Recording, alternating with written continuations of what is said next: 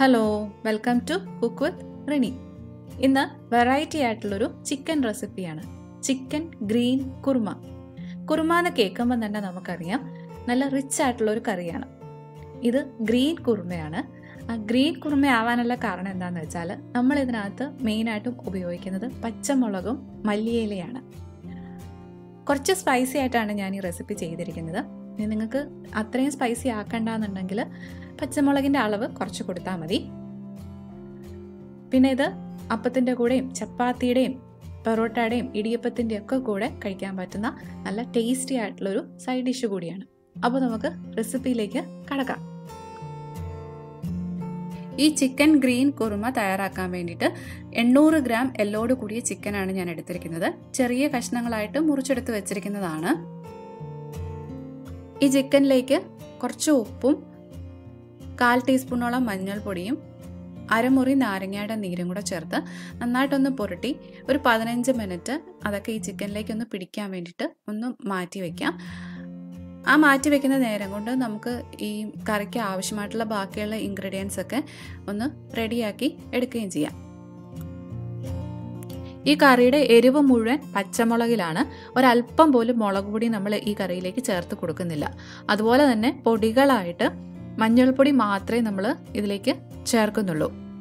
പിന്നെ നമ്മൾ സാധാരണ കറികളിലൊക്കെ ചെയ്യുന്നത് പോലെ സവോളയും ഇഞ്ചിയും വെളുത്തുള്ളിയും ഒന്നും വഴറ്റിയെടുക്കുന്നില്ല ഈ കറിയിൽ. പകരം ഇതെല്ലാം നന്നായിട്ട് നല്ല ഫൈൻ പേസ്റ്റാക്കി അരച്ചെടുത്തിട്ട് എണ്ണയിലിട്ട് മൂപ്പിച്ചെടുക്കുകയാണ് ചെയ്യുന്നത്. അതുകൊണ്ട് തന്നെ ഈ സവോളയും ഇഞ്ചിയും വെളുത്തുള്ളിയും ഒന്നും നമ്മൾ സാധാരണ ചെയ്യാറുള്ളത് പോലെ ചെറിയ സ്ലൈസസ് ആക്കി മുറിക്കേണ്ട ആവശ്യമൊന്നുമില്ല. ഞാനിപ്പോൾ ഇവിടെ 3 മീഡിയം സവോള ഇതുപോലെ ക്യൂബ്സ് ആക്കി മുറിച്ചെടുത്ത് വെച്ചിരിക്കുകയാണ് ചെയ്തിരിക്കുന്നത്. പിന്നെ വേണ്ടുന്നത് ഇഞ്ചിയും വെളുത്തുള്ളിയാണ്. ഞാനിവിടെ 3 ഇതുപോലത്തെ ചെറിയ കഷ്ണം ഇഞ്ചിയാണ് എടുത്തിരിക്കുന്നത്. ഏകദേശം ഒരു 1.5 ഇഞ്ച് ഇഞ്ചി എന്നൊക്കെ വേണമെന്നുണ്ടെങ്കിൽ പറയാം. പിന്നെ വേണ്ടുന്നത് വെളുത്തുള്ളിയാണ്. 5 വലിയ അല്ലി വെളുത്തുള്ളിയാണ് ഈ എടുത്തു വെച്ചിരിക്കുന്നത്.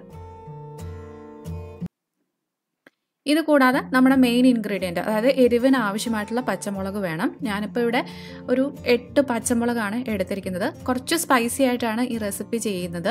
അപ്പോൾ നിങ്ങൾക്ക് ഇത്രയും എരിവ് വേണ്ടാന്നാണെന്നുണ്ടെങ്കിൽ പച്ചമുളകിൻ്റെ അളവ് കുറച്ചിട്ട് ഒരു 4-5 പച്ചമുളക് ചേർത്താൽ മതിയാവും. പിന്നെ വേണ്ടുന്നത് മല്ലിയിലയാണ്. മല്ലിയില ഞാനിപ്പോൾ ഇവിടെ ഏകദേശം ഒരു 1.5 പിടിയോളം മല്ലിയില എടുത്തു വെച്ചിട്ടുണ്ട്. 1/2 ടീസ്പൂൺ മഞ്ഞൾപ്പൊടി. പിന്നെ മസാലയായിട്ട് ഇവിടെ ഞാൻ എടുത്തിരിക്കുന്നത് 1/2 ടീസ്പൂൺ പെരിഞ്ജീരകം, 2 കഷ്ണം പട്ട, 1/2 ടീസ്പൂൺ കുരുമുളക്, 4 ഏലക്ക, 4 ഗ്രാമ്പു. ഇത്രയാണ്. ഇതെല്ലാം നമ്മൾ അരച്ചെടുക്കുന്നതിൻ്റെ കൂടെ ചേർക്കുകയാണ് ചെയ്യുന്നത്. മിക്സിയുടെ വലിയ ജാറിലാണ് ഞാനിപ്പം ഇതെല്ലാം കൂടെ അരച്ചെടുക്കാൻ പോകുന്നത്.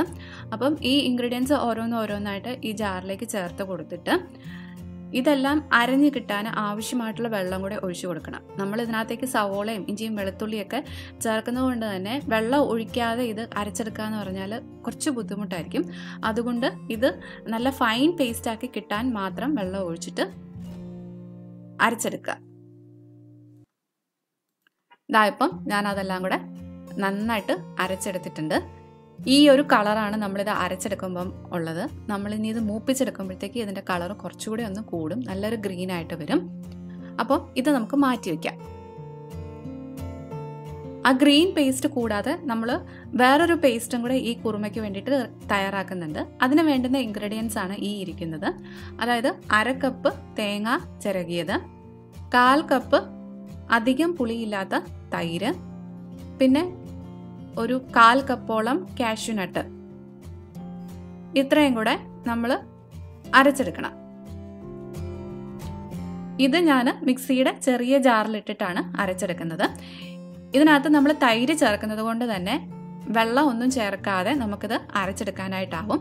ഇതും നല്ല ഫൈൻ പേസ്റ്റാക്കി തന്നെ അരച്ചെടുക്കണം. അപ്പോൾ നമ്മുടെ ചിക്കൻ കറിക്ക് ആവശ്യമായിട്ടുള്ള വൈറ്റ് പേസ്റ്റും റെഡി ആയിട്ടുണ്ട്.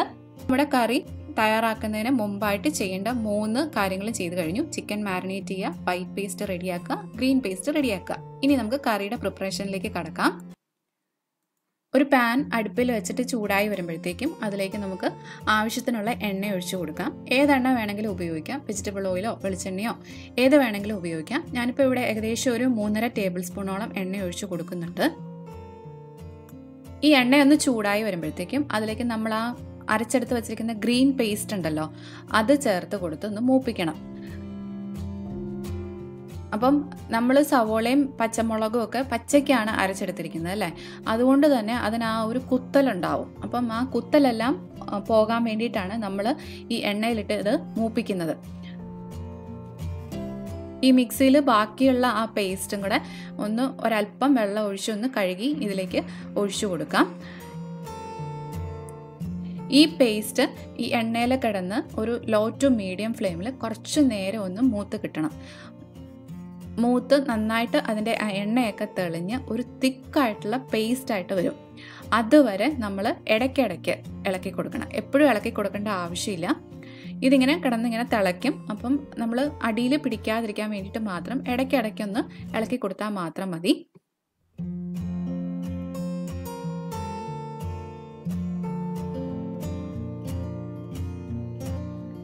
ഇപ്പോൾ കണ്ട ആ പേസ്റ്റൊക്കെ ആ എണ്ണയിൽ കിടന്ന് നന്നായിട്ട് മൂത്ത് നല്ല തിക്കായിട്ട് വന്നിട്ടുണ്ട്. കളറ് ശ്രദ്ധിച്ചാലും അറിയാം, നമ്മൾ ആദ്യം കണ്ടതിനേക്കാളും ഒക്കെ നല്ല ഡാർക്കായിട്ടുള്ളൊരു ഗ്രീൻ കളറായി വന്നിട്ടുണ്ട്. ഇനി ഇതിലേക്ക് നമ്മൾ ചെയ്യേണ്ടത് നമ്മൾ മാരിനേറ്റ് ചെയ്ത് വെച്ചിരിക്കുന്ന ചിക്കൻ ചേർത്ത് കൊടുക്കുക എന്നുള്ളതാണ്. ചിക്കനും കൂടെ ഇതിലേക്ക് ചേർത്തിട്ട് ആ മസാലയൊക്കെ ഈ ചിക്കൻ്റെ എല്ലാ ഭാഗത്തേക്കും ഒന്ന് പിടിക്കുന്നത് പോലെ നന്നായിട്ടൊന്ന് മിക്സ് ചെയ്ത് കൊടുക്കുക.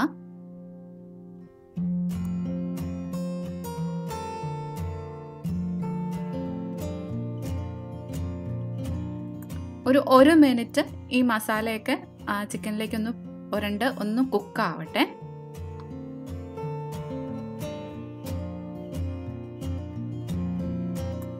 ഇനി ഇതിലേക്ക് 1.25 കപ്പ് ചൂടുവെള്ളം കൂടെ ഒഴിച്ചു കൊടുക്കാം. ഈ ചിക്കൻ വേകാൻ ആവശ്യമായിട്ടുള്ള വെള്ളം ചിക്കനിൽ നിന്ന് തന്നെ ഊർന്നു വരും. അപ്പോൾ നമ്മൾ ഗ്രേവിക്ക് വേണ്ടിയിട്ടാണ് ഈ 1.25 കപ്പ് വെള്ളം ഒഴിച്ചു കൊടുക്കുന്നത്. നമ്മൾ ഈ കറിയിലേക്ക് സവോള അരച്ച് ചേർത്തിട്ടുണ്ട്. അതുപോലെ തന്നെ തേങ്ങയുടെയും കാഷ്യൂനട്ടിൻ്റെയും കൂടെ പേസ്റ്റ് ഇനി ചേർക്കാനും ഉണ്ട്. അപ്പോൾ ഇതെല്ലാം കൂടെ ചേർക്കുന്നത് കൊണ്ട് തന്നെ നല്ല തിക്കായിട്ടുള്ള ഒരു ഗ്രേവി ആയിരിക്കും ഈ കറിക്ക്. പ്രത്യേകിച്ചും ഈ കറി നമ്മൾ ഓഫ് ചെയ്ത് തണുത്ത് കഴിയുമ്പോൾ നല്ലപോലെ തിക്കാവും. അപ്പോൾ ആ സമയത്ത് ഒരുപാട് കുറുകി ഗ്രേവി ഒട്ടുമില്ലെന്നായി പോകരുത്. അതുകൊണ്ടാണ് നമ്മൾ ഇത്രയും വെള്ളം ഇപ്പോഴേ ചേർത്ത് കൊടുക്കുന്നത്. ഇനി ഇത് നന്നായിട്ടൊന്ന് മിക്സ് ചെയ്ത് കൊടുക്കാം. അതിനുശേഷം തീ കുറച്ചൊന്ന് കൂട്ടി വെച്ചിട്ട് ഇതൊന്ന് തിളയ്ക്കാൻ വേണ്ടിയിട്ട് വെയിറ്റ് ചെയ്യാം.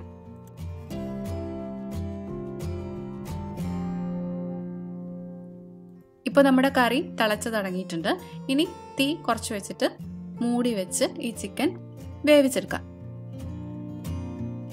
മൂടി വെച്ച് വേവിക്കാൻ തുടങ്ങിയിട്ട് ഏകദേശം ഒരു 10 മിനിറ്റോളം ആയിട്ടുണ്ട്. ഇപ്പം ചിക്കനൊക്കെ കുക്കായിട്ടുണ്ടാവും. നമുക്കൊന്ന് തുറക്കാം. ഈ സമയത്ത് കറിയുടെ ഉപ്പ് നോക്കിയിട്ട് വേണമെന്നുണ്ടെങ്കിൽ കൂടുതൽ ചേർത്ത് കൊടുക്കണം. എനിക്കിപ്പം ഉപ്പ് കുറച്ച് കുറവായിട്ടാണ് തോന്നുന്നത്. അതുകൊണ്ട് തന്നെ കുറച്ചുകൂടി ഉപ്പ് ചേർത്ത് കൊടുക്കാം. ഉപ്പ് ചേർത്ത് ഒന്ന് മിക്സ് ചെയ്തതിന് ശേഷം നമ്മൾ ആ അരച്ചെടുത്ത് വെച്ചിരിക്കുന്ന വൈറ്റ് പേസ്റ്റ് ഉണ്ടല്ലോ അതും കൂടെ ഇതിനകത്തേക്ക് ചേർത്ത് കൊടുക്കാം. എന്നിട്ട് എല്ലാം കൂടെ നന്നായിട്ടൊന്ന് മിക്സ് ചെയ്തെടുക്കാം. ആ വൈറ്റ് പേസ്റ്റും കൂടെ ചേർത്ത് കഴിയുമ്പം നമ്മുടെ ഗ്രേവിയുടെ കളർ ആ ഡാർക്ക് ഗ്രീൻ മാറിയിട്ടൊരു ലൈറ്റ് ഗ്രീൻ ആയിട്ട് വരും. അതുപോലെ തന്നെ കുറച്ചൊന്ന് തിക്കാവും. ഇനി ഈ ഗ്രേവി നന്നായിട്ടൊന്ന് ചൂടായി വരുമ്പോഴത്തേക്കും നമുക്ക് തീ ഓഫ് ചെയ്യാം. ഓഫ് ചെയ്തതിന് ശേഷം ഒന്നുകൂടെ ഒന്ന് മൂടി വെച്ച് കൊടുക്കാം. മൂടി വെച്ച് ഒരു 30 മിനിറ്റ് അങ്ങനെ ഇരിക്കട്ടെ. അതിന് ശേഷം വേണം ഇത് സെർവ് ചെയ്യാൻ വേണ്ടിയിട്ട്. നല്ല തിക്ക് ആൻഡ് ക്രീമി ആയിട്ടുള്ളൊരു കറിയാണ്. ആ പച്ചമുളകും മല്ലിയിലയൊക്കെ ചേരുന്നത് കൊണ്ട് തന്നെ നല്ല അടിപൊളി ടേസ്റ്റുമാണ്. അപ്പോൾ ഈ ചിക്കൻ ഗ്രീൻ കുറുമ എല്ലാവരും ട്രൈ ചെയ്ത് നോക്കുമല്ലോ അല്ലേ? ട്രൈ ചെയ്ത് നോക്കുക മാത്രമല്ല ഫീഡ്ബാക്ക്സ് പറയാനും മറക്കരുത്. ഇതിനു മുമ്പ് ഞാൻ ചിക്കൻ്റെ വേറൊരു റെസിപ്പി ചെയ്തിരുന്നു, ഫ്രൈഡ് ഓണിയൻ ചിക്കൻ കറി എന്നും പറഞ്ഞ്. സവോള വറുത്ത് അരച്ച് ചേർത്തിട്ടുള്ള ഒരു ചിക്കൻ കറിയാണ്. കുറേ പേരൊക്കെ ട്രൈ ചെയ്ത് നോക്കിയിട്ട് നല്ല ഫീഡ്ബാക്ക്സ് തന്നൊരു റെസിപ്പി കൂടിയാണത്. അപ്പോൾ ഇനി ആരെങ്കിലുമൊക്കെ കാണാത്തവരുണ്ടെന്നുണ്ടെങ്കിൽ ഒന്ന് കണ്ടു നോക്കൂ. നിങ്ങൾക്ക് എൻ്റെ റെസിപ്പികളൊക്കെ ഇഷ്ടമാവുന്നുണ്ടെങ്കിൽ എൻ്റെ ചാനൽ സബ്സ്ക്രൈബ് ചെയ്യാനും മറക്കരുത്. സബ്സ്ക്രൈബ് ചെയ്യുന്നതിനോടൊപ്പം അതിൻ്റെ അടുത്തുള്ള ആ ബെല്ലൈക്കണും കൂടെ ഒന്ന് ക്ലിക്ക് ചെയ്തേക്കണം. എന്നാലേ ഉള്ളൂ ഞാൻ പുതിയ റെസിപ്പികളൊക്കെ അപ്ലോഡ് ചെയ്യുമ്പം അതിൻ്റെ നോട്ടിഫിക്കേഷൻസ് ഒക്കെ കറക്റ്റായിട്ട് വരികയുള്ളൂ. അതുപോലെ തന്നെ ഈ റെസിപ്പികളൊക്കെ നിങ്ങളുടെ ഫ്രണ്ട്സും റിലേറ്റീവ്സും ഒക്കെ ആയിട്ട് ഷെയർ ചെയ്യാനും മറന്നു പോകരുത്. വീണ്ടും നല്ലൊരു റെസിപ്പിയായിട്ട് കാണാം. അതുവരെ ബൈ ബൈ. Thank you.